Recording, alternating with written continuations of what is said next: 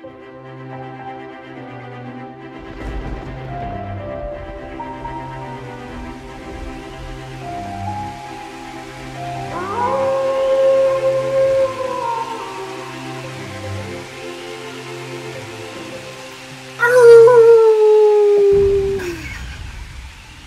back to Superboy Beyond, fans. We're doing our Halloween spooktacular, and this time we're doing one of our patented commentaries on season 3's Werewolf. Yeah, this is the first episode that we said when we were talking about doing nothing but the horror-themed episodes for October. This was the first one on our list. Obviously, Young Dracula was going to have to be on it as well as its sequel. But this was the first one I thought of. I don't know about you, because, I don't know, werewolves, you know? And it's a pretty good-looking werewolf for the budget that this show had. Like, it's not a bad-looking design. Or was it reused from something else? I don't know if it was reused from something else, but I think the design on the Canaris werewolf is a little bit better than the one later on in the episode. Right. I don't remember the difference. I just assumed they used the same makeup on throughout the entire thing. I guess we'll see. It's been a very long time since I've seen this episode. In fact, the last time I saw this episode must have been at least a year before I even joined Superboy Legacy. And obviously now Superboy Beyond. So it's going to be fun to watch this one again, because I remember very little about it, except thinking that the werewolf design looks pretty good. But I completely forgot that apparently there's 2 different designs. So I guess we'll see. Yeah. This is season 3, episode 19. And if you haven't watched one of our commentaries before, it's not like a typical YouTube reaction video. You're not going to see any clips from the episode. You will see a heavily filtered version of the episode in the middle up there. Yep. When it's reversed, I never know which way to point. Anyway. Yeah. It's going to be heavily filtered. It's basically made out of black and white dots. But as long as you hit play when we do, and we will count you in with a 3, 2, 1 play, you'll watch it alongside us. It's not a replacement for the episode in any way, shape, or form. This is just our analysis / commentary on it. Are you ready? I'm ready when you're ready. Okay. I'll count us in then in a 3, 2, 1 play, and 3, 2, 1 play.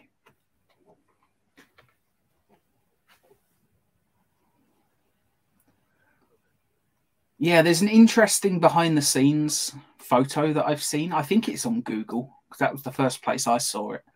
But of Gerard Christopher in the makeup chair, just sitting alongside the werewolf. And it's a pretty good looking shot of the werewolf. If it is on Google, you know, maybe I'll include a shot of it in this episode.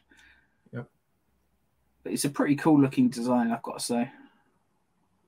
I don't remember which of the 2 it is, but I will say that as I remember, this episode is while it is a very heavy Clark episode, you know, it gives Matt a little bit more to do than just sitting at the desk and, you know, spouting off, you know, advice.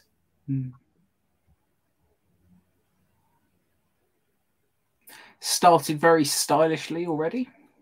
Had a weird sort of Dutch angle as it's turned. That's got to have been a reference to The Evil Dead with Sam Raimi's sort of camera movement and all that.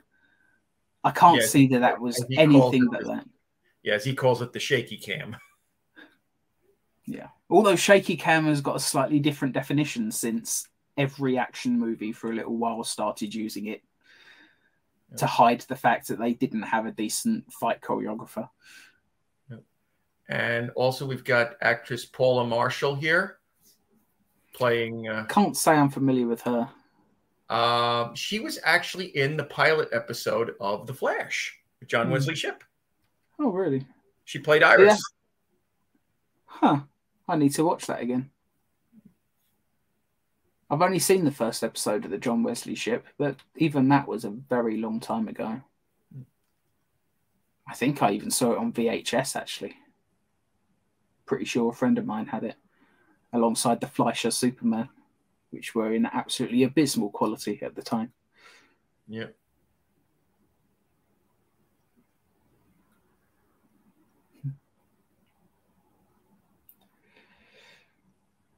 I do like. I mean, I know we've gone past it a little bit, but as we went into this scene, I like that the bureau main sort of area changes from episode to episode, and for some reason in this episode they've got a full-on chemistry kit going on with like flasks of liquid just bubbling and smoking and stuff. It's just very strange. You think the bureau would have its own dedicated room for that, but and we've maybe actually seen that's it in a couple of episodes. Yeah. Maybe it's, Dennis Jackson trying to save money. Maybe he rents the other room out occasionally. The lab stuff has to be moved in. I gotta say, if they were, if Terry Hatcher had not been cast as Lois Lane in Lois and Clark, I think that Paula Marshall might have been a very, very good Lois. I can't say I'm familiar with her in anything but this, but I mean, she looks the part. I don't know. Maybe if I'd seen her in other things, I could say, but I'll take your word for it.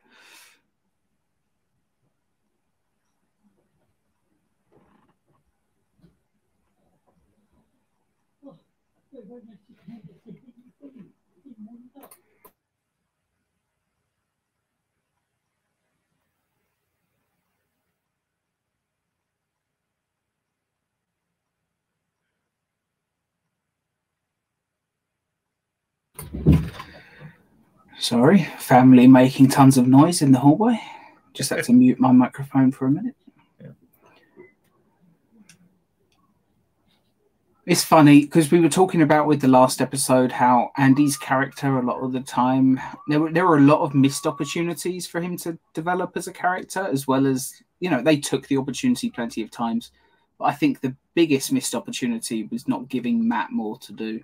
He's in 2 seasons of the show, which is longer than TJ and Andy. Yeah.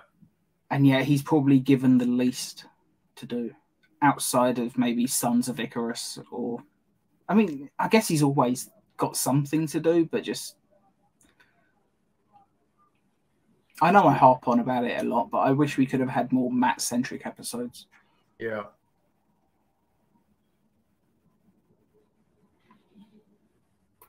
I do recognise her from something, but can't place it for the life of me. I am going to pull the episode up on IMDb, though, and just see if if anything jumps out, see if that's what I recognise her from. Mm. Might just be that she's got one of those faces.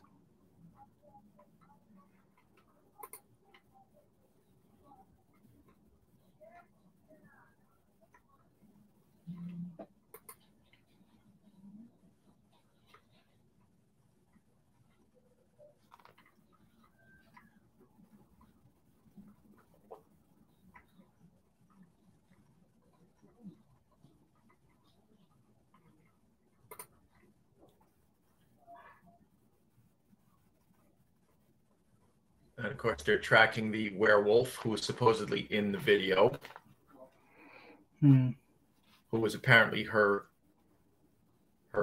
teacher in college. I recognise him from something as well. Maybe he was in another episode of Superboy. That's always what I assume. I recognise people from Superboy in, just purely because they reused actors so often. Yeah. But no, I can't say I recognise her from anything else. A lot of shows I've heard of, just none that I've seen.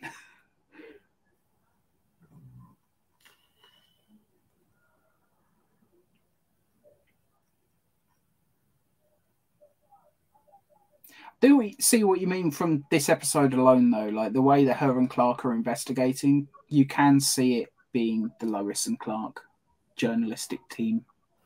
Yeah, and I think this episode kind of is like a foreshadowing of what we know his future is going to be. Mm.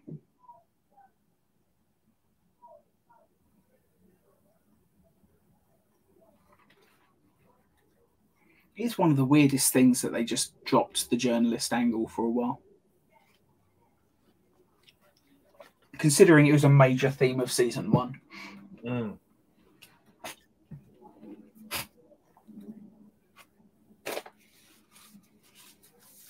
But then I guess they dropped a lot of things from season 1, didn't they? Yes, they did. Oh, here comes the werewolf. Which is, yeah, it's a pretty cool design. Obviously, they're working within their limitations. I doubt that mouth moves. It's probably constantly in that same position because it's a mask rather than actual prosthetic makeup. Right. But it does. It looks good. I know where it is now. Rolled up the sleeves, threw him down the stairs. You were dealing with your family? No, I'm dealing with mine.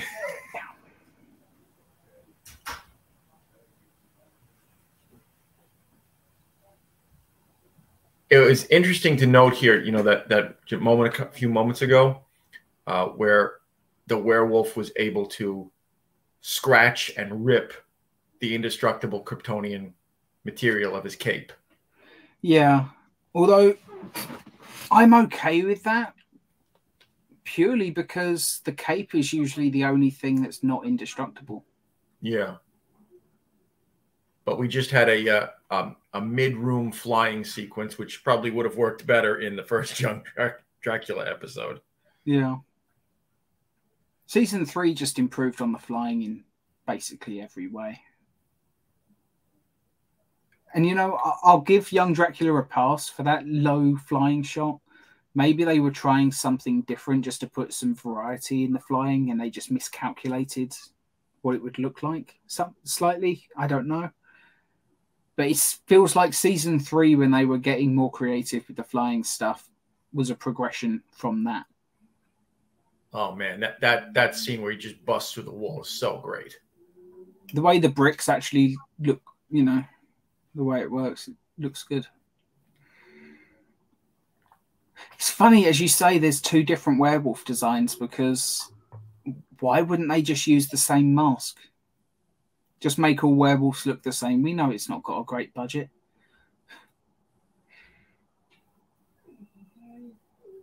And that, you know, the transformation effect as he became human again looked awful. I'm sorry. I know it's TV, but yeah, I would have rather they show the werewolf dead and then cut to Superboy's face, and then when they cut back again, he's just human now. I would rather they just don't even attempt the transformation if they can't do it well. That right at around this time is when that morphing effect was big. So I've seen it done much better though. That was not a good example of the morphing effect. Yeah. I don't expect them to go, you know, I don't expect full, like, you know, American Werewolf in London style transformations because they don't have the budget for that. But yeah, I would have rather they leave it to the imagination than put something crap on screen like that. Well, they were trying something different, so you can't fault them for that. Yeah. Intention great, execution meh. I would have just shot an extra reaction shot of Gerard just so they would have an option in the editing suite. But there you go. And maybe put a sound effect behind it. Yeah.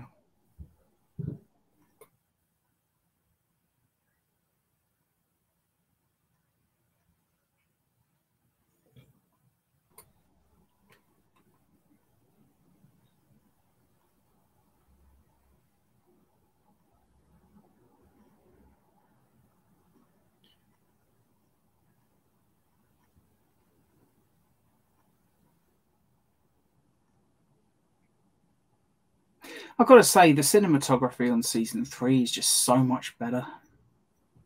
Even simple shots of that's just a shot of them sitting around a desk having a conversation, basically.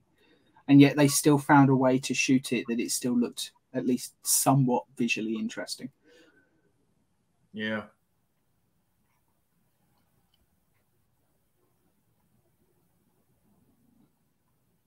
You know, and the interaction between him and Paula Marshall here is so great. You know, you can almost feel like they are a budding romance. Yeah. And again, it's a scene that if you said she was Lois Lane, the scene would work. It's like them feeling out the start of this journalistic duo that they become. See, now you've said that she would make a good Lois Lane. All I'm going to see now is Lois Lane every time she's on screen. Sorry. Sorry to the viewers if I get annoying at any point, because it's bound to happen again. And now we find out exactly why she came to the Bureau for help in tracking this werewolf. Because remember what they said. Certain books say you kill the main werewolf and you're cured. Yeah. It's the same thing with vampires, you know? They say if you kill the master vampire, all of his victims become human again or something. I don't know. It doesn't happen every time, but it is funny that that's one of the things that's in this, but it wasn't in Young Dracula at all. Yep. But then I guess if it was in Young Dracula, when the elder vampire was killed, Byron should have been cured, maybe. But his father's already dead, Dracula, by the sounds of it. So, I don't know.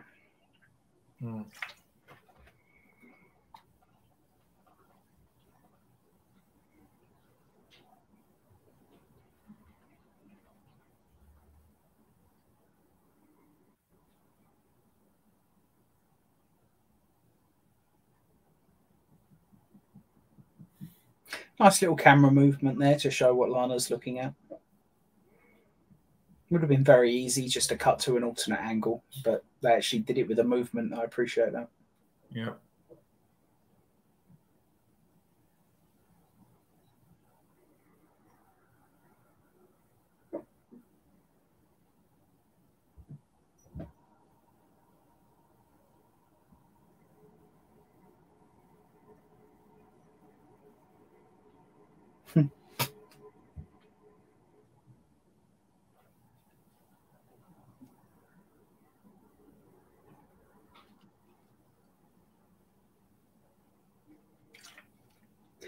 You know, taking advantage of the fact that they shot on the Universal backlot in Florida.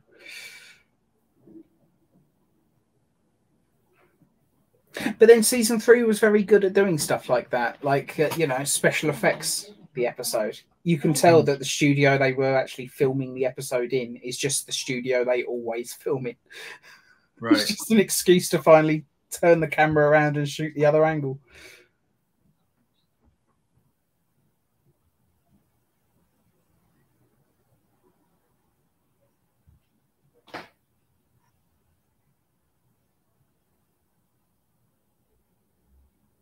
It is a shame that she felt the need to hide the fact that she's a werewolf, because I'm sure that Clark would have helped her anyway. But obviously she doesn't know that. But I like the little effect they had there of the little patches of fur on her face. Yeah, and on the back of her hand as well. Oh. I guess werewolves are too stupid just to open the door. You know, I think it is the same werewolf design. I think it's just a difference of lighting. And also the hair is different. I guess the other one, a little bit more on this one. Yeah, maybe. Who knows? Maybe they did decide to try and improve on it slightly. Maybe that's why the jaw didn't move on the previous one, because they figured it would be dead so quickly you wouldn't need it to.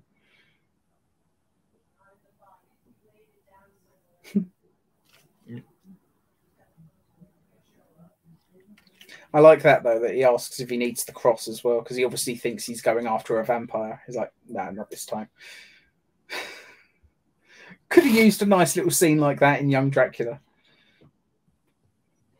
It would have been funny to see them go to a magic shop to pick up weapons.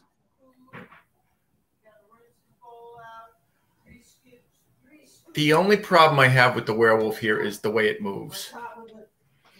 But then I guess how would a werewolf move? I would always assume that they're more, down on all fours. I don't know. I've seen plenty of werewolves that stand on their back legs and look fine. It's more the thing she's doing with her arms. She's sort of going like this as she walks along, and it's just, I don't know. It feels a bit sort of 70s Spider-Man to me. Yeah. Because for some reason, Nicholas Hammond refused to stand up straight in the Spider-Man costume. He always crouched over and did these weird sort of hand movements. Well, actually, that was mostly in the suit. It was stuntman Fred Waugh. Oh, well, it was him then that refused to stand up straight. But yeah, very strange movements, the Nicholas Hammond Spider-Man / stuntman.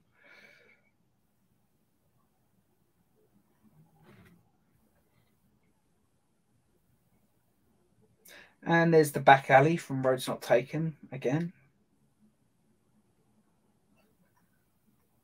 We know because they use this alley constantly.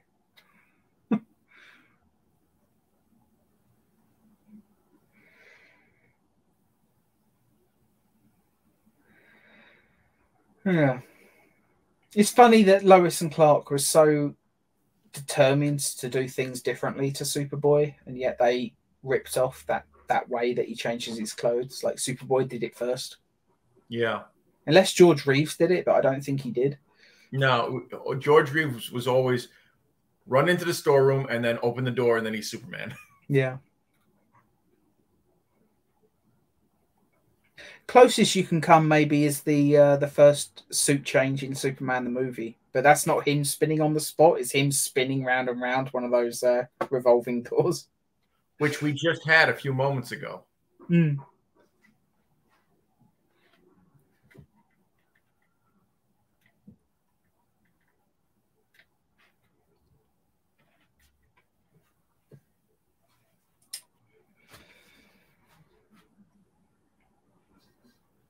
Man, I forgot that Matt kills her at the end.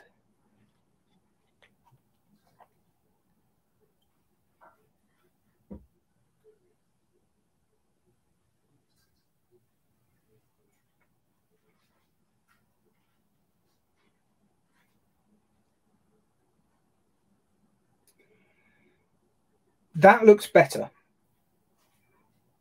That transformation was an improvement over the previous. Yeah. If the other one looked like that, I wouldn't have complained. Even though that one didn't look good either. Yeah. It looked better, which I'll take. It's better than nothing. Such a very sad episode. Yeah, very tragic ending there. I completely forgot that it even ended that way, to be honest. Man. And it's funny because we said at the end of the first Young Dracula how interesting it was that it was kind of a bad ending in a way. Like, it leaves the mystery open. Like, is he going to turn evil now? This is so much darker than that I almost regret saying that in the Young Dracula thing, because compared to this, Yeah, and you can even see in that moment when Matt has to say to Clark, "There was no other way." You can even see, just Peter J. Fernandez's acting. He was regretting having to do it, but he's trying to reassure his friend, and he's like, "There was no other way." Yeah. He has a conscience there. He hated having to take her life, but definitely, yeah. Matt isn't the sort to take lives needlessly, Maybe as a last resort, absolutely. And in that situation as well, he doesn't know that Clark is Superboy, or at least we're not supposed to think that he knows, although I think he always had suspicions. Yeah. Just as I think Dennis Jackson probably had suspicions too. But yeah, he didn't like it, but he thought it was probably going to kill Clark. And let's face it, it still would have been able to harm Superboy as well because of his weakness to the supernatural. Yeah, I mean, even that scene when they're doing all the research, you know, when they're worried about Clark, he even says in this book, it says right here, the werewolf will go after the one it loves. Which is why we had that nice scene in the car and then in the diner where it looks like they're investigating together. It looks like there's a budding romance happening. Yeah, and you're right; it is very reminiscent of the future relationship with Lois Lane. Man, yeah, what a dark ending! Very dark ending. But then season 3 was never afraid to do that. Yeah, I thought that was a really good episode. I wouldn't say it's one of my favorites. I'm not sure I'm going to rush to see it again, but it's absolutely a worthwhile episode with a really ballsy ending. Yeah, because honestly, you know, any werewolf program or movie, it has to end with the werewolf dying or getting cured if that's the route you're deciding to go. Yeah, but you know, you would have to set it up in the story in a way that makes sense, you know, which is why, you know, it would make sense maybe if you had something like Byron looking for the cure to his vampirism, if you had that sort of as a running storyline and they find, you know, maybe they find a scientist that's been doing research into this stuff and he's coming up and he thinks he's got an early cure or something. You'd have to set it up in such a way that it makes sense to the story like that. Yeah. You couldn't just have it come out of nowhere and cure her as like a magic reset button for the end of the episode. Yeah. This wouldn't work. I mean, that's what Christina was pretty much looking for with this, you know, because she believed killing Canaris would set her free. Yeah, and it didn't. It didn't. And they even pointed out, you know, this book says that, yeah, you kill the master werewolf and you're cured. But this book says the opposite. And so does this one, and this one, and this one. Yeah. As we said with vampires, sometimes that's part of the law, sometimes it's not. Yeah. And I imagine if this stuff was real, there would be an awful lot of misinformation out there. So it does make sense. But yeah, I would give this maybe a 7.5. I wouldn't say it's quite an 8. Yeah, I would give it a 7.5 as well. You know, it's a fair episode. It's a decent episode. I applaud some of the decisions that they made. That ending, I always like when shows aren't afraid to do something like that. Yeah, but it doesn't elevate the episode beyond what I was already feeling with it. You know. Yeah. You know, Paula Marshall is great as Christina Riley. You know, she's a top-notch actress. You know, she's great. You know, the chemistry between her and Gerard is great. You know, really good. You know, anybody who could have been watching that, you know, on set probably could have said, "Yeah, I could see the two of them dating." You know, it's almost a shame somebody on set didn't say that to try and rescue the character in some way. I don't know. Yeah. I would have even been okay if they brought the actress back as a different character in season 4. I would have been fine with that. They brought back so many actors. I would have had no problem with that whatsoever. Yeah. But there we go. It's one of those what ifs that we always like to harp on about on our show. We always like thinking of the alternate ways it might have gone. Maybe it's the road's not taken fans in us, you know. Yep. Always looking for the alternate timeline. But anyway, thank you all so much for watching. I can't think of anything else I wanted to say for this one. I think we covered it. Here. Yeah. Be sure to tune in again next week. And thank you for watching alongside us with Halloween month. Hopefully you also enjoyed our bonus episode, which should have been released yesterday. if I've got the timing right. We'll see you next week when we return to our regular Superboy show. Not sure what we'll do just yet. We'll decide at the time, I guess. Thank you all so much for watching. Goodbye.